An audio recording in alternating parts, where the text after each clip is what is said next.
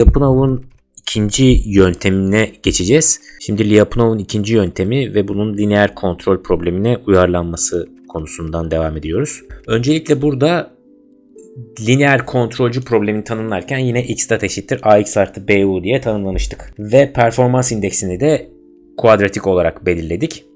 Durumların bir fonksiyonu ve Q matrisinin çarpımı ve kontrol girdilerinin bir fonksiyonu, kuadratik fonksiyonu ve P matrisinin çarpımı şeklinde. Bu enerji fonksiyonu temsil ediyordu. Yine bunun minimizasyonuna dayalı bir problem. Yani kontrol effort'u minimize ediyor ve state vektörleri de gerekli trajectory yörüngesini takip etmesi açısından sistemin performansını iyileştiriyor. Şimdi burada Vxt gibi bir fonksiyon tanımlamıştık. Enerji benzeri Lyapunov fonksiyonu. Vxt bu noktada t'ye bağlı normalde. Fakat bu problemimizde onu şöyle gösterelim. Lyapunov benzeri bir fonksiyon tanımlamıştık. Enerji benzeri fonksiyon. Ve burada x'e bağlı olacak şekilde değerlendiriliyor. Optimal kontrol yasası da zaten cebirsel Riccati denkleminin çözümünden elde edilen optimal kontrol yasası da bu optimal x'e bağlı. Yine trajectory, state trajectory'e bağlı. Yani yörünge sistemin durum dinamiklerinin, durum denklemlerinin bir fonksiyonu olarak ifade ediliyor. Şu da vektörel değişkenimiz. Şu şekilde ifade edildiğini varsayalım. Bu da eşittir eksi k kazanç matrisiydi. Durumların full state feedback olursa bütün durumların geri beslemesi şeklinde kontrolcüye bütün durumların geri beslemesi şeklinde bunu referanstan çıkartıyorduk. Feedback olarak, negatif feedback olarak veriyorduk. Ve şimdi bu durumda o zaman x'dat bizim mevcut sistem dinamiğimiz x'dat eşittir ax artı bu'ydu. Ve u'yu bunun yerine yazarsak şurada u'nun yerine u optimali yerine koyup yazarsak kapalı çevrim durumunda state feedback'imiz bu şekilde oluyor. ax artı b eksi k'nın transpozu çarpı x şeklinde olmuş oluyor. Şuradaki x de zaten vektör, durum vektörünü temsil ediyor sistemin dinamiği açısından. Bunu elde ettik. Şimdi burada x'leri tabii ki de ortak paranteze alabiliriz. X'leri ortak paranteze aldığımızda a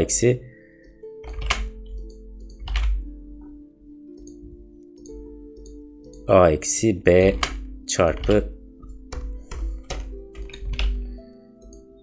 k'nın transpozu olmuş oluyor. Şurada da x vektörünü şu şekilde gösterebiliriz. Şimdi burada parametre optimizasyonu yaklaşımı var ve k öyle bir şekilde seçilmeli ki performans indeksi tanımladığımız kuadratik performans indeksi yani şuradaki performans indeksimiz xtq x artı utpu minimize olsun.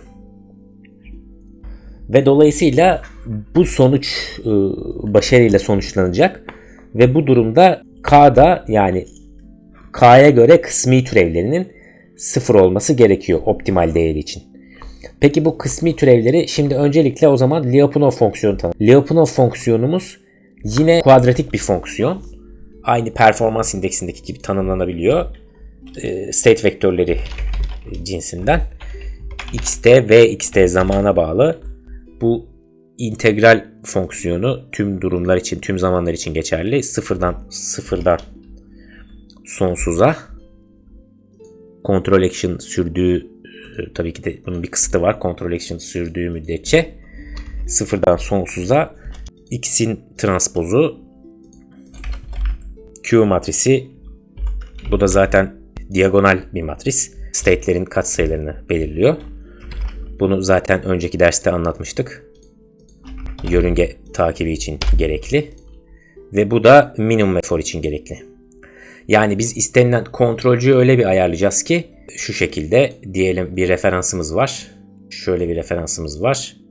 Sistem cevabı o şekilde olacak ki şunu takip etsin mümkün olan en az hatayda. Ve şimdi burada x'in transpozu q x artı u'nun transpozu p u dedik çarpı dt, evet.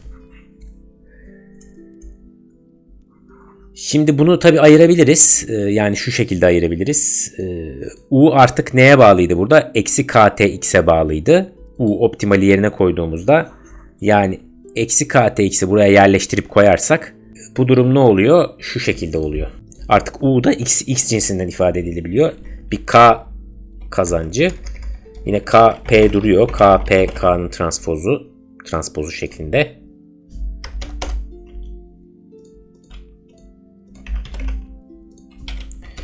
Şuradaki x'ler artık dışarı çıkıyor. Çünkü ortak x'in transpozu x parantezine alabiliriz artık. U'ya eksi kx koyduğumuz takdirde Lyapunov fonksiyonu bu şekilde kuadratik bir fonksiyon olarak ifade ediliyor. Yani x'in transpozu q artı kp k'nın transpozu x şeklinde. Şunlar tabii ki de yine state vektörlerimiz. Mesela yine vektörel ifade. Onun sembolünü yazalım.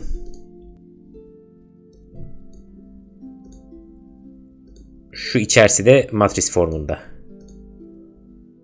Şu da yine vektör formunda. Şurası da matris formunda. Şu içerisi. Şimdi burada Lyapunov'da şöyle bir durum var. Şimdi performansını verilen trajectory'de x0'dan başlıyor ve vx0 içerisinde kalacak şekilde, yani şu fonksiyonun içerisinde girdiğini varsayalım bütün yörüngelerin tüm zaman boyunca alınan durum değişkenlerinin bu fonksiyon içerisinde ifade edildiğini varsayalım.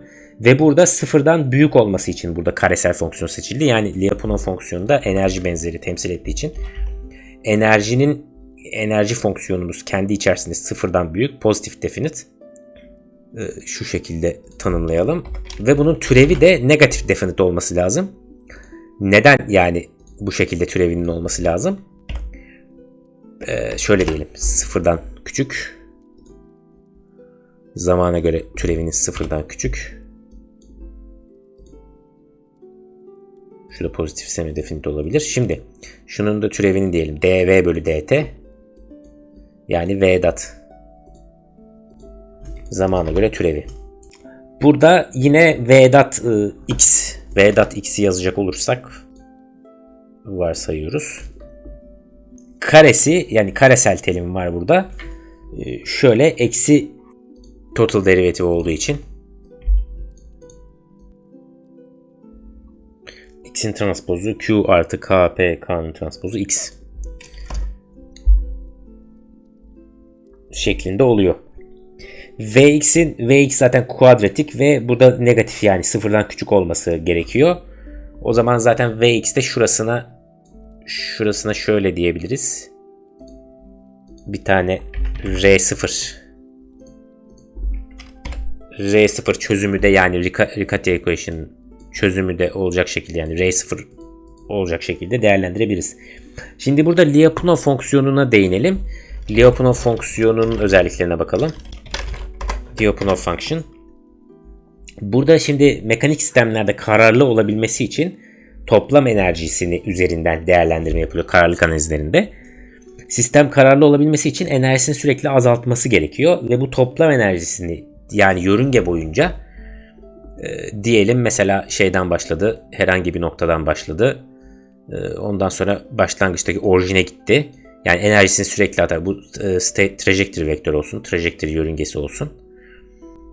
Sistemin durumlarının aldığı yörünge olsun yani. Herhangi bir noktadan x0 noktasından başladı. Mesela asimptotik kararlı olabilmesi için 0-0 atıyorum 2 değişkenli, durum değişkenli bir sistemse faz uzayında işte 0-0'a gitmesi gerekiyor. Bu tabii çok boyutlu olabilir, çok boyutlu sistemlerde. Yani başlangıç durumu içerisinde herhangi bir noktadan başladı. Belirli bir çevrede, belirli bir yarıçapın etrafında, yani durumlarının normlarını ifade eden bir uzay olduğunu varsayalım. Bu küresel bir uzay olacak tabii ki de, çok boyutlu olduğu için hiperküre olacak. Bu hiperküre etrafında belirli bir yarıçap belirledik epsilon uzaklığında. Diyelim o yarıçapı geçmemesi isteniyor. Enerji denkleminin başladı diyelim. Onun içerisinde kaldığı sürece bu kararlı olduğu herhangi bir başlangıç noktasına veya buradan başladı diyelim, bu enerji şeyin dışında enerjisini azalttı ve bu kürenin içerisine girdi. Yani bu sınırlandırılmış bir enerjiyi temsil ediyor zamansal evrim açısından. Yani dolayısıyla enerjisini azaltması gerekiyor her bir zaman adımında. Dolayısıyla bunun türevinin, enerji fonksiyonu türevinin de sıfırdan küçük olması gerekiyor. şeklinde tanımlanmış. Bu şekilde bu ilişki sağlanırsa sistem kararlı oluyor diyebiliriz. Ve diyelim bu noktada genelleştirilmiş bir enerji fonksiyonu tanımlanıyor. Buna Lyapunov fonksiyonu deniyor ve x'te durumların fonksiyonu şeklinde ifade ediliyor dedik. Bunun dışında pozitif yani bunun pozitif tanımlı olduğunu söyledik. Skaler bir fonksiyon, pozitif tanımlı ve bunun kısmi türevleri alınabilir şekilde durumların bileşenleri olarak ifade ediliyor. Durumların bir fonksiyonu olarak ifade ediliyor. Peki şimdi burada o zaman V'dat eşittir. Şöyle diyebiliriz. X'in türevi birinci, yani mesela şurada tabii ki de türev var. Birincinin türevi çarpı ikinci artı ikincinin türevi çarpı birinci. Şu şekilde ifade edebiliriz. Bunun şimdi türevini. Birincinin türevi çarpı ikinci, ikincinin türevi çarpı birinci. Şurası türevlenecek. Evet. Şimdi bunun dolayısıyla zamana göre olan türevi bu şekilde ifade ediliyor. Şuna zaten şey demiştik. R0 demiştik. Yani elde ettiğimiz halde bu Lyapunov fonksiyonunun son durumu x'tatın transpozu R0x, x'in transpozu R0 x'tat şeklinde ifade ediliyor. Peki x'tat teriminde burada gördüğümüz gibi x'tatta ne vardı? a eksi b k'nın transpozu x'ti. X'tat gördüğümüz yere a eksi b k'nın transpozunu yazıyoruz. A eksi b üzeri k'nın transpozunu yazıyoruz. Ve bunu x'tat x parantezine aldığımızda a eksi b kt'nin transpozu geliyor. R0 artı R0 a eksi b kt'nin transpozu geliyor tekrar. Şu x'tatlı terimi artık götürdük. O sistem dinamiğini yazdık. Tekrardan şu şekilde gördüğümüz gibi x'tat yok. Şurada. X'in transpozu a eksi b kt R0 x. X'in transpozu şeyini aldık ortak parantezine. Şu şekilde şunu ifade ettik. Şimdi x'in transpozu a eksi b k'nın transpozu R0 artı R0 a eksi b k'nın transpozu çarpı x şeklinde oldu, dönüştü. Ve bu noktada a eksi b k'nın transpozu R, yani şurası, şu ifade neyi sağlaması gerekiyor? Negatif olması gerekiyor. Çünkü burası negatif olamayacağına göre karesel bir çarpım negatif olamıyor. Dolayısıyla türevinin bu kararlı olabilmesi için sistemin Lyapunov fonksiyonu cinsinden kararlı olabilmesi için şu ifadenin sıfırdan küçük olması gerekiyor. Peki bu ifade sıfırdan nasıl küçük olabiliyor? Ancak ve ancak şu koşulda kararlı olabiliyor. Eksi q eksi kp k'nın transpozu. Şu koşul gerçekleştiği takdirde. Çünkü neden? Oradaki denklem o nereden geliyor? Burada başta bizim tanımladığımız, yani negatif olabilme koşulunu tanımlamıştık. O da nasıldı bunun negatif olabilme koşulu? Eksi x'in transpozu q artı kp k'nın transpozu. Bizim performans indeksi tanımımıza göre olan kısım şuydu. Burasının. Dolayısıyla şu eksi q eksi kp k'nın transpozuna eşit olacak. Eksi q eksi kp k'nın transpozuna eşit olması gerekiyor. Yani başta bir türev aldık. Kapalı formda bir türev aldık. Bu kapalı formdaki türevin şuradaki açık halindeki sisteme eşit olması gerekiyor ki negatif tanımlı olsun ve sistemde kararlılığını devam ettirsin. Dolayısıyla güzel. Şimdi o zaman bu noktada bu ispatı da yaptıktan sonra bunu parametre optimizasyon yaklaşımına doğrudan uygulayabiliyoruz.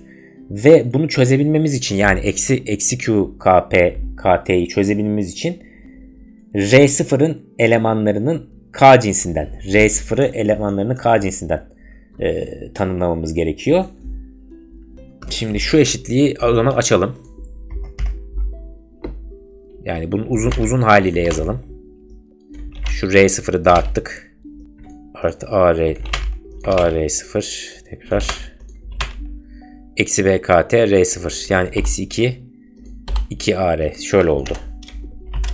Eşittir eksi Q eksi KP K'nın transpozu oldu. Şimdi 2R0 ortak parantezine aldık. 2R0 ortak parantezine alınca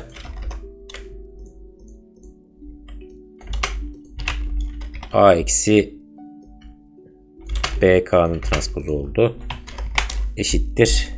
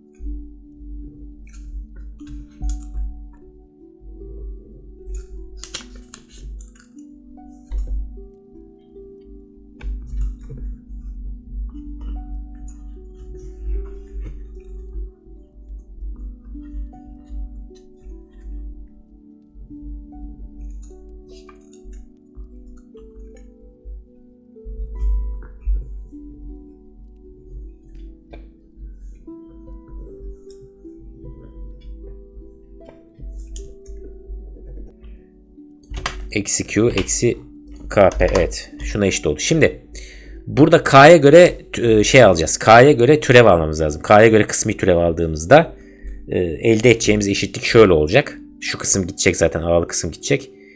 K'ya göre neden kısmi türev alıyoruz? Çünkü K'yı minimize etmeye yani şu eşitliği sağlarsak bunun K'ya göre türevinin de eşitliğinin sağlanması gerekiyor. Dolayısıyla 2R0B eksi 2R0B oluyor şurası. Eksi 2R0B türevi eşittir. Bunun yine K'ya göre türevi ne olur? K kare dersek şuna 2KP olur. Eksi 2KP olur. Yani şu iki eşitleyen türevinin de sağlaması gerekiyor bu eşitliği. Eksi 2R0B eşittir. Eksi 2KP oluyor. Peki buradan K'yı çekersek şu ikiler götürdü birbirini. R0B üzeri P üzeri eksi 1 oluyor değil mi? R0B.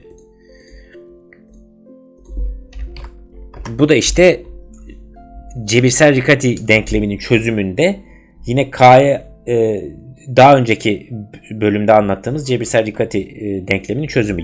Yani şuraya tekrardan entegre edersek A eksi BK'nın transpozu R0 artı R0 A eksi BK'nın transpozu şeklinde olan şu denklemimize, şuradaki denklemimize bunu tekrar yazarsak K'yı yerine koyup şu denklemde K'yı tekrar yerine koyup yazarsak neyi elde ediyoruz? A eksi B P'nin tersi B'nin transpozu çarpı R0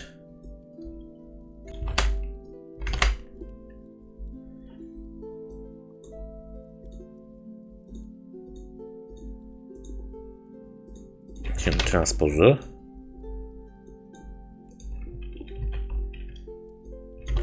R0 artı R0 tekrar A eksi B P'nin tersi BT R0 oldu. Eşittir dedik. Eşittir dedik şu ifademiz. Eksi Q eksi R0 şuradaki gibi. Eksi Q K yerine neyi koymuştuk yine? R0 B P üzeri eksi 1'i koymuştuk. Eksi R0 B P üzeri eksi 1. P vardı. P yine P'nin tersi. P çarpı P'nin tersi. B'nin transpozu çarpı R0. KT'yi alacağız ya tekrar. Yani K'nın transpozunu tekrar yazarsak şu P üzeri eksi 1 yer değiştirir. Bunlar yer değiştirir. Bunun B'nin transpozu gelir. Dolayısıyla yine P üzeri eksi 1 B'nin transpozu çarpı R0 olur. Şu ikisi zaten birbirini götürür. Tersiyle kendisini çarpımı birbirini götürdü. Matris çarpımı dolayısıyla. Bu ifadeye basitleştirildi. Şimdi R0 B P üzeri eksi 1 B'nin transpozu R0 terimi o terime indirgendi. Şimdi dolayısıyla burada en son görüyoruz ki iki tarafı da sadeleştirdiğimizde, şu eşitliği sadeleştirdiğimizde şu denklemi elde ediyoruz. Yani iki taraftaki R0 B P üzeri eksi 1 B'nin transpozu R0 terimlerini sadeleştirdiğimizde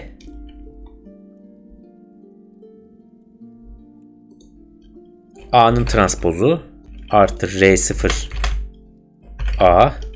Onu da sonra eşitliği sadeleştirdik. Bunu da sol tarafa attık ve sıfıra eşitledik. R0 çarpı A R0 B P'nin transpozu BT R0 artı Q eşittir 0. Ve bu da reduced Riccati equation oldu. Şu bizim denklemimiz artık reduced. Settiğimiz zaten reduced Riccati denklemi oldu. İndirgenmiş Riccati denklemi reduced Riccati equation oldu. Ve yine Lyapunov yaklaşımı, yani Lyapunov'un ikinci yönteminin yaklaşımından yine burada bunu ispat etmiş olduk. Yani şu Riccati denklemini çözmemiz gerektiğini, bu Riccati denklemini çözmemiz gerektiğini ispat etmiş olduk.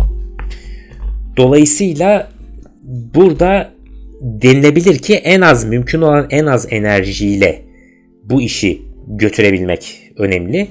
Ve enerjiyi minimize etmek, zamana bağlı anlamda enerjiyi minimize edecek şekilde sistemin kontrolünü sağlayacak optimal kontrolcü çözümünü bulmak ve bu noktada bu R0 tabii ki de R0'ı neden buluyoruz zaten?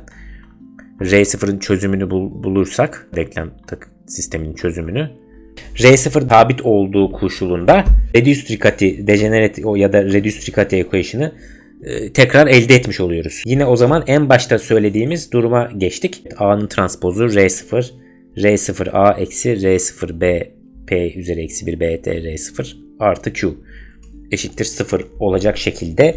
Çünkü neden? R0 sabit olduğu varsayımı altında diferansiyel denklemde fırdatın yani 0 olduğu ve R0'ın sabit olduğu. Eğer R0 bir sabitse eşittir constantsa